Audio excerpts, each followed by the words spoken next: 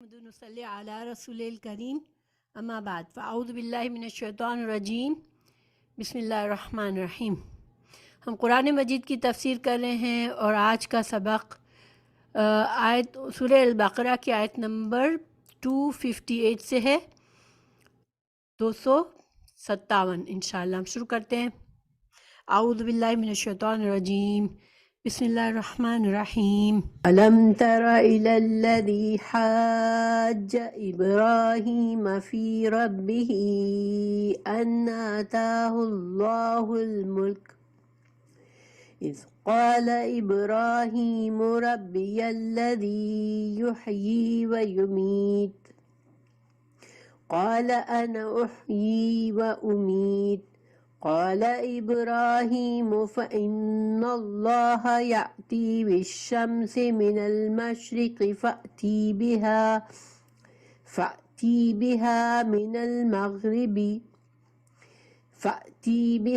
من المغرب فبهت الذي كفر والله لا يهدي القوم الظالمين۔ ألم ترى لم کا مطلب عربی میں ہوتا ہے کیا، ترا کیا آپ نے دیکھا، کیا آپ نے دیکھا۔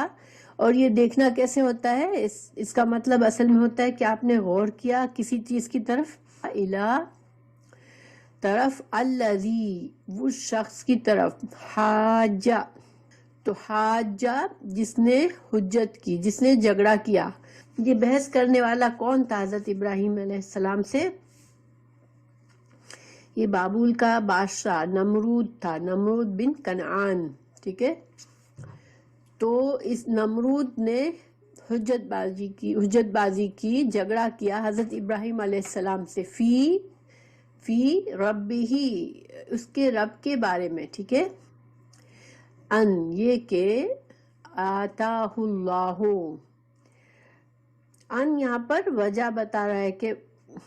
اس کا سبب کیا تھا، یہ اس قدر اس نے جرأت کیسے کی تھی کہ اپنے رب کے بارے میں وہ بحث کرتا، اس کو جھٹلاتا حضرت ابراہیم علیہ السلام کو۔ تو یہ اس وجہ سے تھا کہ عطا کیا تھا اس کو اللہ نے الملک، بادشاہت، اس آدمی کو اللہ سبحانہ تعالیٰ نے بادشاہت دی تھی اور وہ کئی سالوں سے اقتدار میں تھا۔ تو اس کا دل اس کے اندر گھمنڈ اور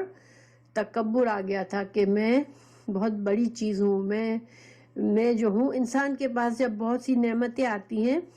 تو انسان سمجھتا ہے کہ میں اس قابل ہوں، یہ میری قابلیت کی وجہ سے مجھے سب کچھ مل رہا ہے، یا وہ سمجھتا ہے یہ میرا حق ہے۔ جب یہ فیلنگ انسان کو آ جاتی ہے کہ یہ میرا کمال ہے، میری وجہ سے ہے، تو پھر وہ بجائے اس نعمت کا شکر کرنے کے وہ تکبر میں آ جاتا ہے، وہ اپنے آپ کو بہت دوسروں سے بہتر سمجھنے لگتا ہے۔ تو یہی حال اس بادشاہ کا تھا، نمرود کا، کہ وہ اپنے آپ کو وہ اصل میں رب العالمین سمجھنے لگا تھا کہ میں پرووائیڈر ہوں سب کا، یہ میری حکومت ہے اور میں مالک ہوں اس کا۔ تو یہ انسان جو ہے، ایک انسان کے اندر یہ خرابی ہوتی ہے کہ وہ جب اس کو بہت نعمتیں ملتی ہے تو وہ ایک نعمتیں اصل میں اللہ کی طرف سے آزمائش ہوتی ہے انسان کے اوپر۔ اس نعمت کو دیکھ کر اللہ یہ دیکھنا چاہتا ہے کہ وہ انسان اللہ کا شکر کرتا ہے یا ناشکری کر کے وہ تکبر میں پڑ جاتا ہے۔ جو اس انسان نے بھی تکبر کیا نعمتوں پر، وہ اصل میں اللہ کی نعمتوں کا شکر نہیں کر رہا، کیونکہ جب انسان کو اللہ نعمتیں دے تو اس کے دل میں عاجزی آنی چاہیے، اس کے دل میں شکر آنا چاہیے کہ اللہ نے مجھے یہ نعمتیں دی۔ اور پھر نعمتوں کا شکر یہ بھی ہوتا ہے کہ ان نعمتوں کو اللہ کی فرما برداری کے کاموں میں استعمال کرے، اس سے نافرمانی کے کام میں نہ استعمال کرے، اور اللہ کی رضا کمانے کی کوشش کرے ان نعمتوں کے ذریعے۔ تو لیکن جب انسان یہ طریقہ نہیں کرتا تو پھر وہ جو شیطان کا، ابلیس کا طریقہ تھا نا، کہ ابلیس کو اللہ نے بہت صلاحیتیں دی تھی، وہ اس کو پاس علم تھا بہت، وہ فرشتوں کے اندر رہتا تھا، لیکن اس کو یہ لگا کہ میں بہتر ہوں آدم سے، اور اس نے اللہ کی نافرمانی کی۔ تو یہی حال ہو جاتا ہے انسان کا جب بھی اس کو نعمتیں ملتی ہے۔ اللہ کی نعمتیں ہیں، جو بھی نعمت ہے انسان کے پاس، جو سوچنے سمجھنے کی صلاحیت ہے، انسان کے اندر علم ہے، انسان کے پاس خوبصورتی ہے، مال ہے، دولت ہے، شہرت ہے، رتبہ ہے، کوئی بڑا مقام ہے، یہ ساری چیزیں اللہ کی نعمتیں ہیں، اور اس میں ایون اولاد بھی اللہ کی نعمت ہے۔ اور ان سب نعمتوں کے بعد انسان کو کیا چاہیے کہ اس کے اندر اللہ کا شکر آنا چاہیے، اور ان نعمتوں کو اپنی کمائی اور اپنا کمال نہ سمجھے، بلکہ کیا سمجھے کہ اللہ سبحانہ تعالیٰ نے مجھ پر فضل کیا ہے، تو وہ ان نعمتوں سے اللہ کی پسند کے کام کرے، اللہ کو خوش کرنے کے کام کرے۔ تو بہرحال اللہ تعالیٰ یہاں فرما رہے ہیں کہ وہ ظالم وہ کیا تھا کہ اس نے اس کو اللہ نے اتنی نعمتیں دی تھی، تو وہ اتنا تکبر میں آ گیا کہ وہ رب کے بارے میں، اللہ کے بارے میں، اپنے رب کا لفظ یہاں پر آیا ہے، وہ سوچنے والی بات ہے۔ رب کا معنی ہوتا ہے مالک، خالق، مالک، مدبر، یعنی وہ ذات جو نہ صرف پیدا کرتی ہے بلکہ ہم کو زندگی کی تمام ضروریات ہماری پوری کرتی ہے، اس کو رب کہتے ہیں۔ رب کا مطلب ہوتا ہے پال پوش کر بھی بڑا کرنا۔ جیسے انسان کو اللہ نہ صرف پیدا کرتا ہے بلکہ اس کی پوری زندگی کی تمام ضروریات بھی اللہ ہی کی طرف سے اس کو ملتی ہے۔ تو بہرحال اس کو اتنا گھمنڈ آ گیا کہ یہ بھول گیا کہ مجھے یہ ساری نعمتیں دینے والا میرا رب ہے، اور وہ اس رب کو جھٹلانے میں جھگڑنے لگا۔ حضرت ابراہیم علیہ السلام نے جب اسلام کی دعوت دی تو اللہ تعالیٰ فرما رہے ہیں کہ اس کی وجہ کیا تھی کہ اس کے پاس بادشاہت تھی، اللہ نے اسے بادشاہت دی تھی۔ اذ قالا، اب اللہ تعالیٰ بتا رہے ہیں کہ کیا ہوا تھا۔ تو جب ابراہیم علیہ السلام نے اس سے کہا ربیا، میرا رب، ربی اور یا آخر میں جو ہے وہ میرے کے وہ ضمیر ہے، ٹھیک ہے، میرا رب۔ تو میرا رب جو ہے، جب ابراہیم علیہ السلام سے اس نے حضرت ابراہیم علیہ السلام نے جب دعوت دی کہ اللہ کی عبادت کرو، رب تمہارے رب کی، ہمارے رب کی عبادت کرو، تو جب اس نے جھٹلایا تو اور اس نے پوچھا تمہارا رب کون ہے، تو حضرت ابراہیم علیہ السلام نے فرمایا کہ میرا رب الذی، وہ ہے، یحیی، زندہ کرتا ہے، ویمیت، اور موت دیتا ہے۔ تو حضرت ابراہیم علیہ السلام نے ایک ثبوت پیش کیا، ایک دلیل پیش کی، اللہ کی پہچان بتائی کہ اللہ میرا رب تو وہ ہے جو کہ زندہ کرتا ہے، زندگی دیتا ہے اور موت دیتا ہے۔ اب یہاں پر حضرت ابراہیم علیہ السلام کا یہ کہنے کا مقصد یہ تھا کہ اللہ کے سوا کوئی ہمیں زندگی دینے والا نہیں ہے، اور وہی جب مدت انسان کی پوری ہوتی ہے تو وہی انسان کو موت دے کے اپنے پاس لیتا ہے اور پھر سے دوبارہ اٹھاتا ہے۔ تو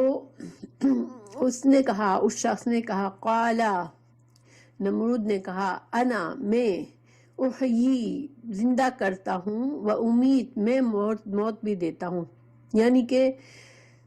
وہ اتنا گھمنڈ میں آ گیا تھا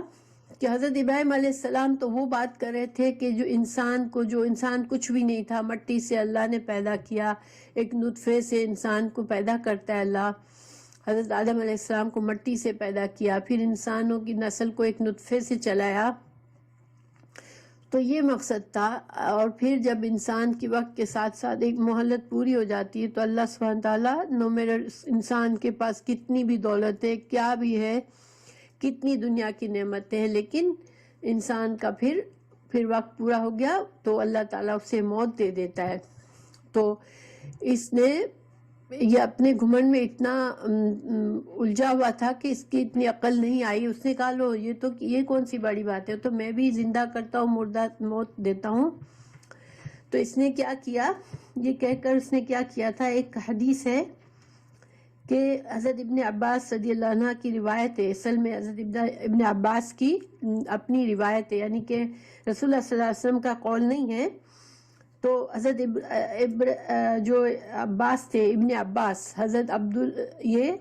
آپ صلی اللہ علیہ وسلم کے چچازاد بھائی تھے، اور ان کو اللہ تعالیٰ نے بہت علم دیا تھا قرآن کا، اور وہ قرآن کے مفسر کہلاتے تھے۔ تو بہرحال آپ صلی اللہ علیہ وسلم نے ان کے لیے ان کی دعا بھی کی تھی۔ تو ان کی روایت ہے کہ اس نے کیا کہ اس نے اسی مجلس میں 2 قیدیوں کو منگوایا، ٹھیک ہے، اپنے قید خانے سے 2 قیدی منگوائے، ایک کو اسی وقت قتل کروا دیا، ایک کو اسی وقت قتل کر دیا، اور دوسرے کو آزاد چھوڑ دیا۔ تو گویا اس نے اپنا ثبوت دیا کہ دیکھو میں نے جس کو چاہا اس کو موت دی، جس کو چاہا اس کو زندہ رکھا۔ تو حضرت ابراہیم علیہ السلام اللہ کے نبی تھے، اور انبیاء جو تھے وہ لوگوں سے جھگڑا کرنے کے لیے نہیں آتے، ان کا مقصد یہ ہوتا ہے کہ لوگوں کو بس اللہ کا پیغام پہنچائے۔ تو حضرت ابراہیم علیہ السلام نے دیکھا کہ یہ احمق ہے، اپنے گھمنڈ میں اتنا ہے کہ اس کو میری بات سمجھ میں نہیں آئی، میں نے اس کو ایک عقل کی دلیل دی کہ اس کو سمجھ آئے، تو اس نے اس کو بالکل اپنے طریقے سے لے لیا، اور اس نے اپنی دلیل پیش کر دی۔ تو حضرت ابراہیم علیہ السلام نے اس سے کوئی بحث نہیں کی، بلکہ کیا کہا، اب ایک اور دلیل پیش کر دی، اللہ کی قدرت کی، اللہ کی وجود کی۔ بولا قال، کہا حضرت ابراہیم علیہ السلام نے، فَإِنَّا، پس بے شک، اللہ وہ ہے، یاتی، لاتا ہے، بالشمس، سورج کو، من المشرق، مشرق سے نکالتا ہے سورج کو، فاتی، پس تو لے آ، بہا، اس کو، آتی کا مطلب ہوتا ہے آنا، لیکن جب آنا کے بعد با آ جاتا ہے، آتی کے بعد با سے جو بات شروع ہوتی ہے، بہا، لے آ اس کو، تو لے آ ہوتا ہے مطلب، ٹھیک ہے، لا اس کو، من المغرب، مغرب سے۔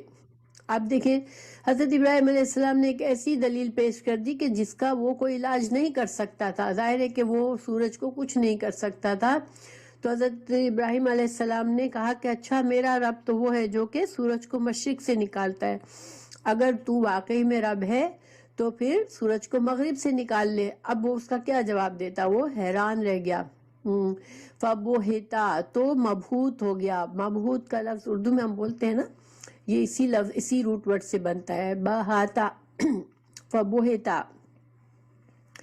الذی، وہ شخص، کفرا، جس نے کفر کیا، واللہ، اور اللہ تعالی، لا، نہیں، یہدی، ہدایت دیتا، القوم الظالمین، ایک ظالم قوم کو اللہ ہدایت نہیں دیتا۔ اب یہاں پر ظالم سے کیا مطلب ہے؟ ٹھیک ہے، ظلم جو ہے، ظلم کا جو لفظی معنی ہوتا ہے کہ ایک چیز کا جو حق ہے، جو جگہ ہے اس کے لیے، اس جگہ پر نہیں رکھنا بلکہ کہیں اور رکھنا،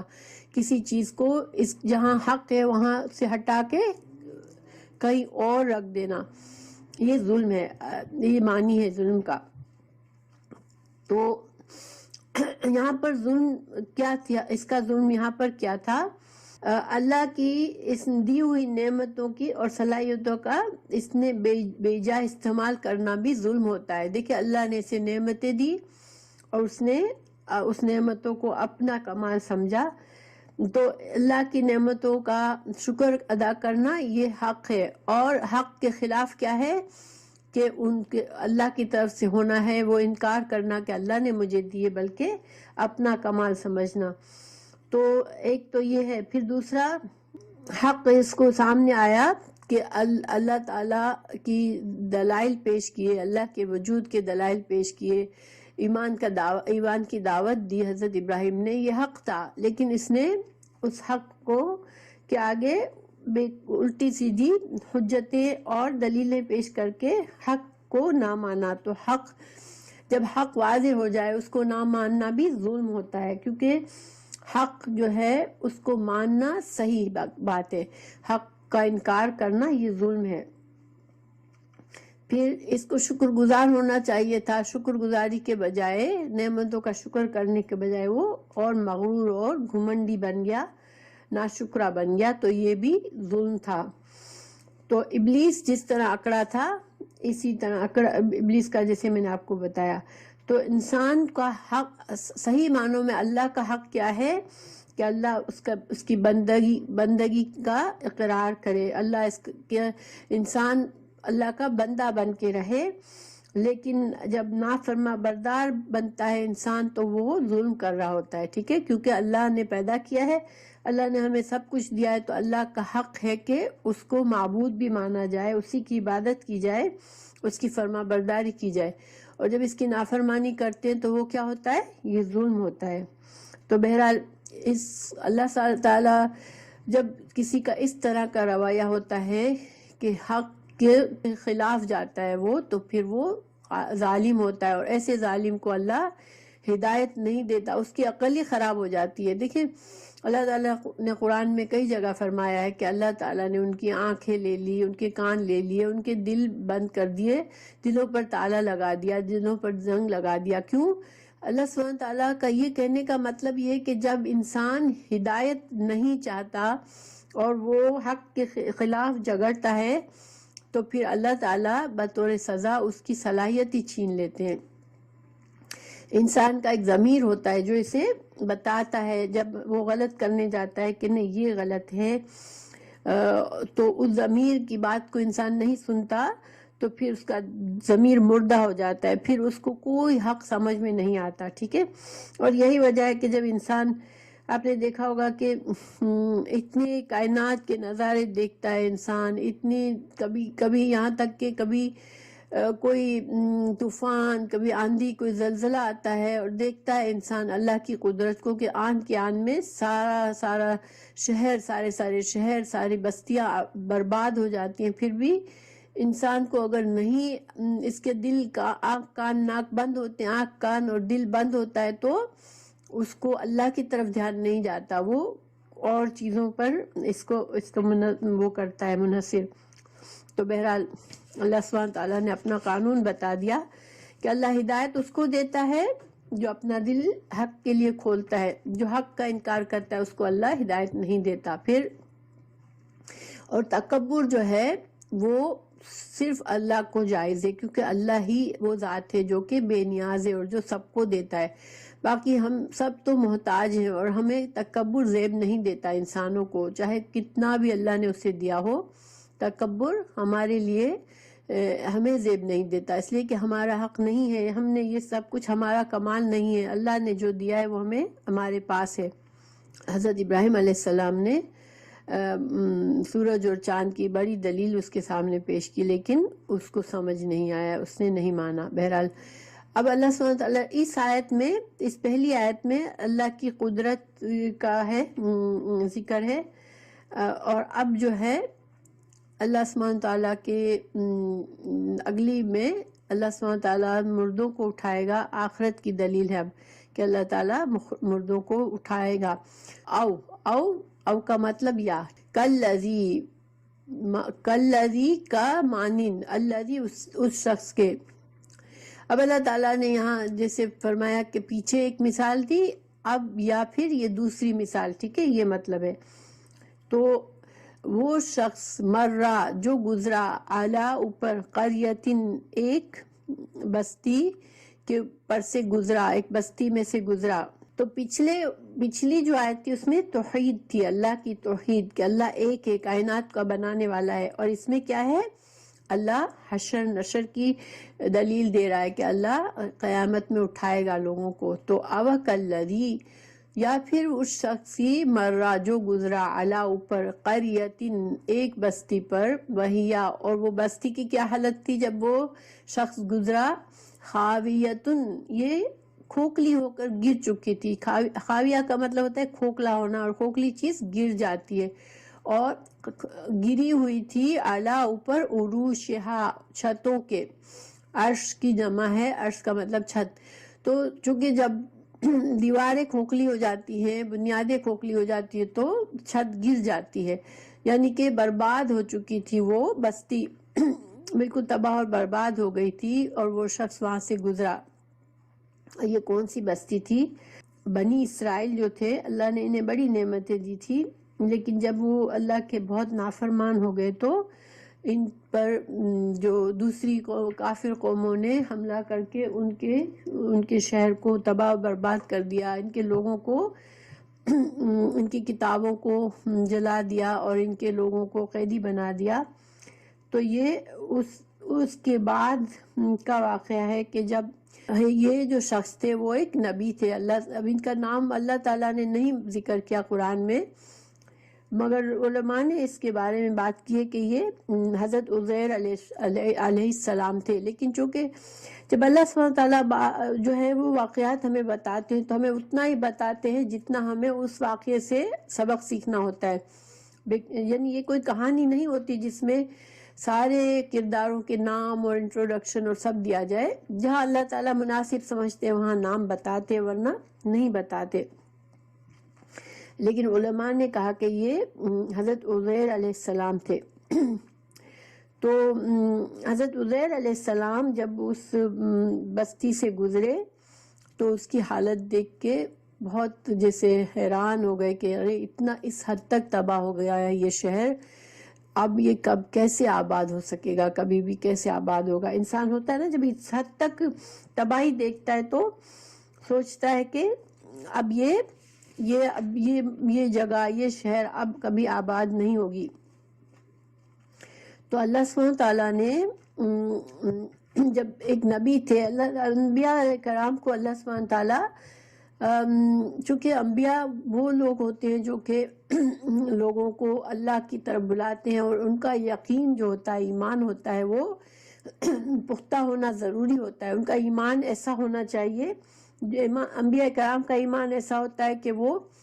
کسی طرح بھی وہ اپنے ایمان سے نہیں ہٹتے، چاہے دنیا ادھر سے ادھر ہو جائے۔ تو جب کبھی انبیاء کرام کے طرف سے کوئی ایسی معمولی سی بھی بات ثابت ہوتی ہے جو ایمان کی مضبوطی سے کم نظر آتی ہے تو اللہ سبحانہ تعالیٰ ان کو فوراً سے ان کی اصلاح فرما دیتے، تاکہ جب وہ لوگوں کو بتائے تو تمام مخالفت کے باوجود بھی یہ اس طرح سے گواہی دے جیسے کہ انہوں نے دیکھا ہوا ہے، ٹھیک ہے۔ اسی لیے اللہ تعالیٰ انبیاء کرام کو معجزات دکھاتے ہیں۔ رسول اللہ صلی اللہ علیہ وسلم کو معراج میں جنت اور دوزخ بھی دکھائی گئی تھی۔ اب اگلی آیت میں ہم پڑھیں گے کہ حضرت ابراہیم علیہ السلام کو جو ہے وہ معجزے دکھایا گئے کہ اللہ نے کیسے زندہ کرتا ہے اللہ موت کے بعد۔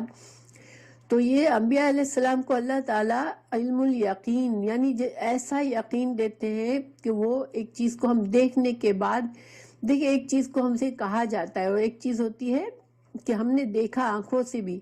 کسی نے کہا بھی ہم نے آنکھوں سے ہوتے ہوئے بھی دیکھا، تو اس پر جو ہمیں یقین ہوتا ہے وہ پختہ، ایسا پختہ یقین ہوتا ہے کہ پھر اگر ہمیں کوئی کہے کہ ایسا نہیں ہے تو ہم نہیں مان سکتے اس کو۔ تو انبیاء کرام کا ایمان اتنا مضبوط ہوتا ہے۔ تو اللہ سبحانہ تعالیٰ نے چونکہ ان کے ذہن میں یہ خیال آیا کہ اس حد تک برباد کی ہوئی جو اب تو یہ نہیں ہو سکتی صحیح یہ بستی، قالا انا، کس طرح اس شخص نے کہا، یعنی ان نبی نے کہا، کیسے یحیی، زندہ کرے گا، ہذہ، اس کو، اللہ بعد موتہا، یہ بستی تو اب مردہ ہو گئی، اب اس کو اللہ کیسے زندہ کرے گا، وہ اس کے منہ سے نکل گئی بات، ٹھیک ہے۔ تو اللہ سبحانہ تعالیٰ نے فوراً اس کو ثابت کیا، کیسے ثابت کیا، فَأَمَاتَهُ، پس موت دے دی اللہ نے اس شخص کو، اللہ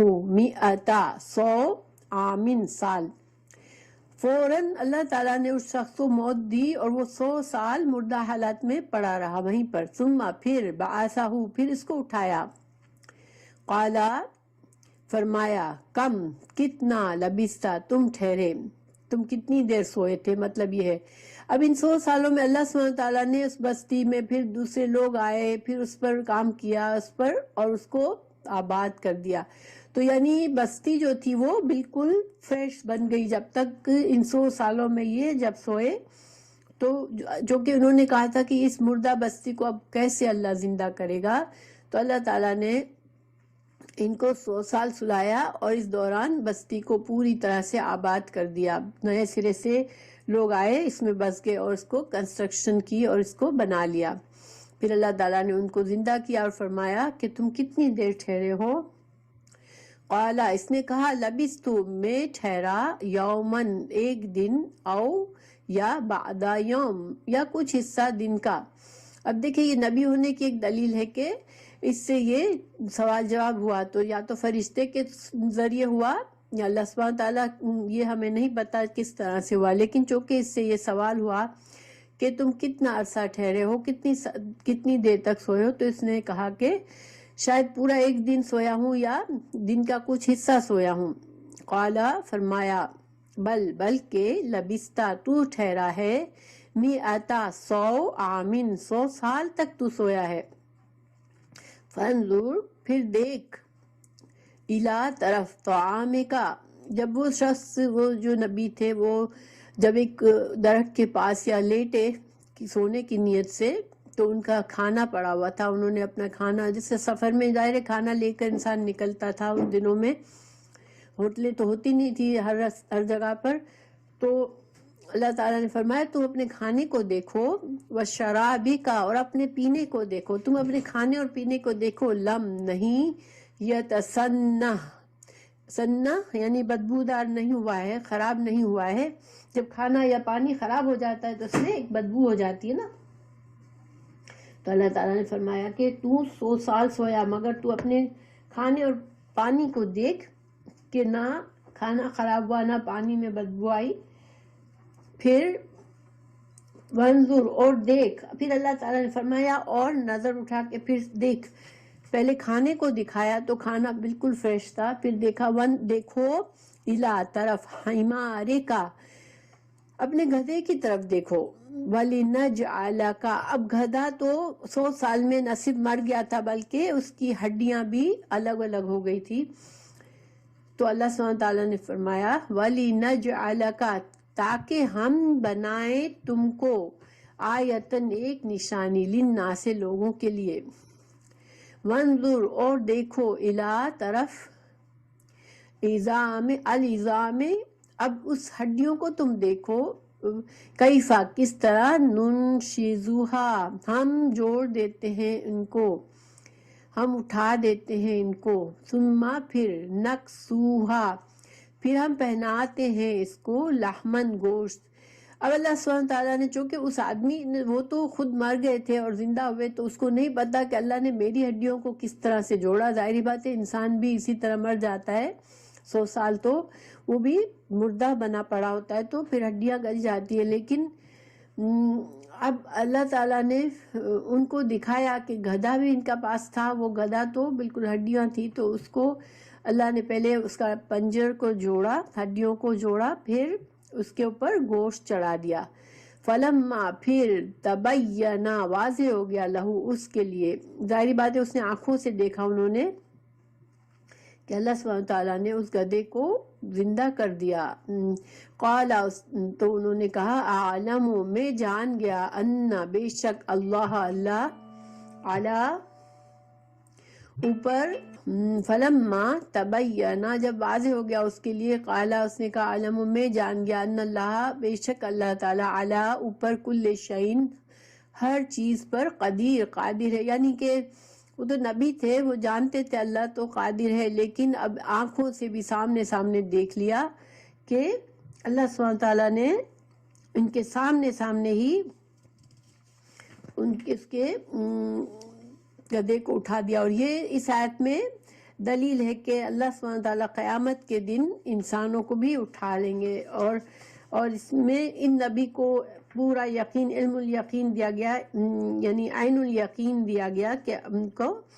حالانکہ انبیاء کرام جیسے میں نے بتایا کہ شک نہیں کرتے، لیکن جب چونکہ ان کے دل میں یہ خیال آیا کہ کیسے زندہ کرے گا، تو اللہ تعالیٰ اپنے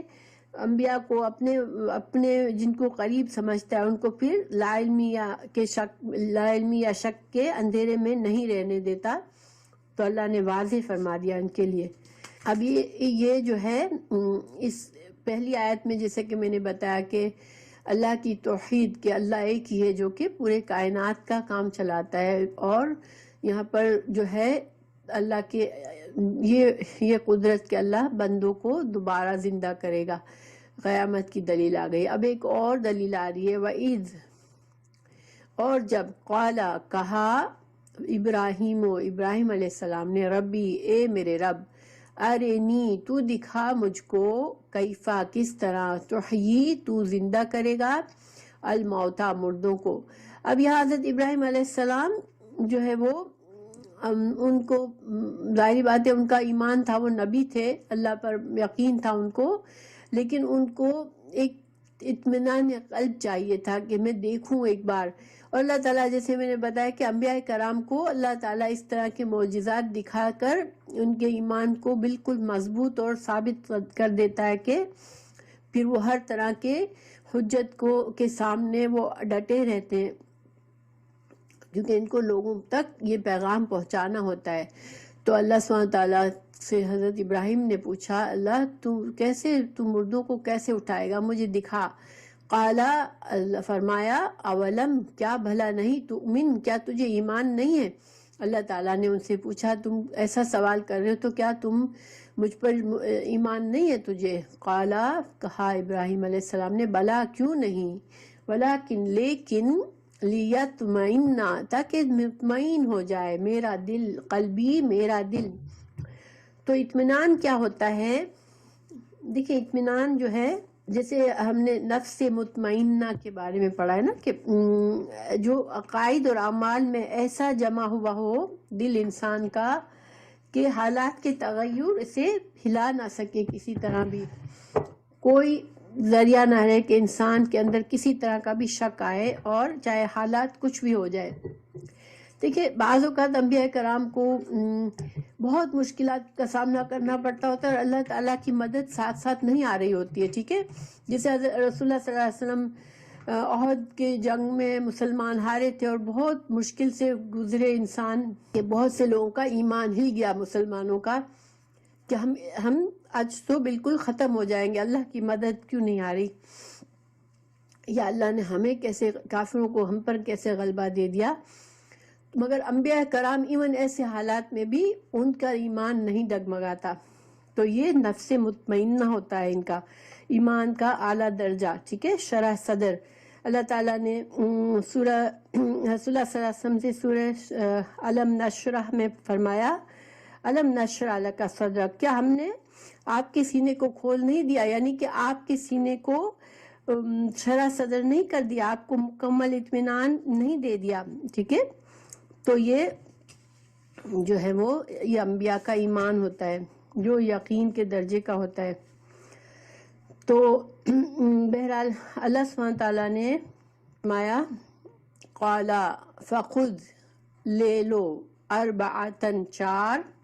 من